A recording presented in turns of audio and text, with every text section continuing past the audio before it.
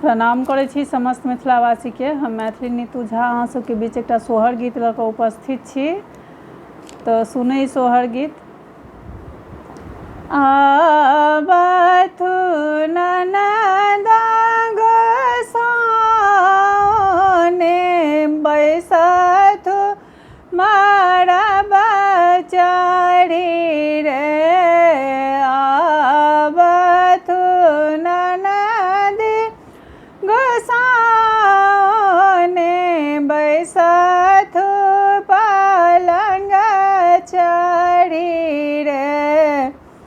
ललना रे 10 5 सोहर गाबथु गाबी सुनाबथु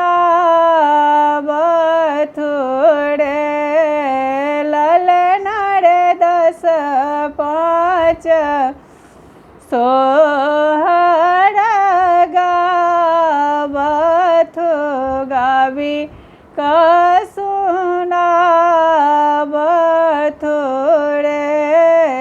जाऊँ हम सोहर गाएब गाबी सुनाएब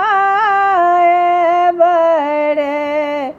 ललना रे हमरो के किए देब दान हँसती घर जाएब रे।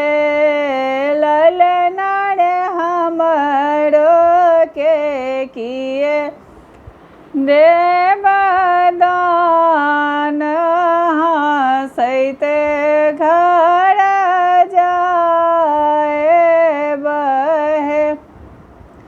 बहिन के देबन कबे सारी भागिन के चेना देब रे।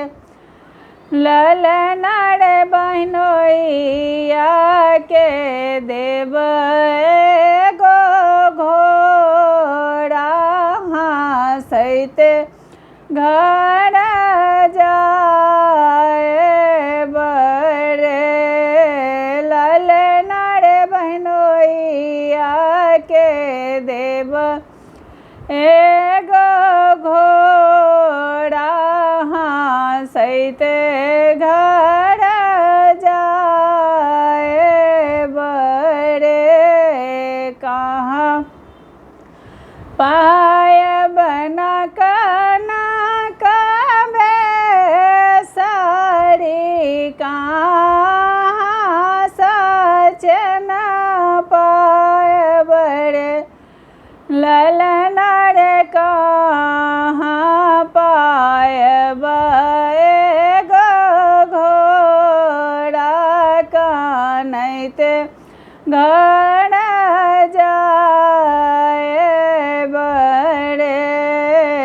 ललना रे कहाँ पायब एगो घोड़ा कानैते घर जाएब रे।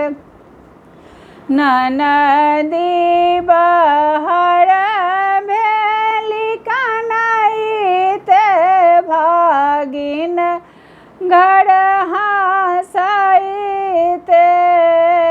रे।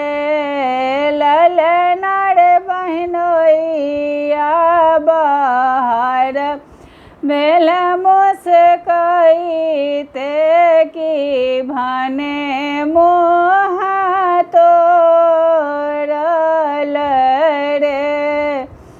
ललना रे बहनोइया बाहर भेल मुस्कैते की भने मुँह तोड़ल रे।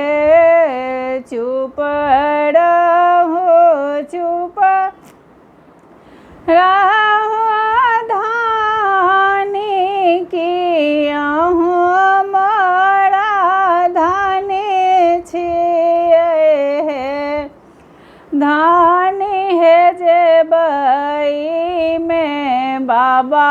के हवेलिया नक बेसरी गढ़ाए देव हे धानी है जेबे में बाबा के हवेलिया नक बेस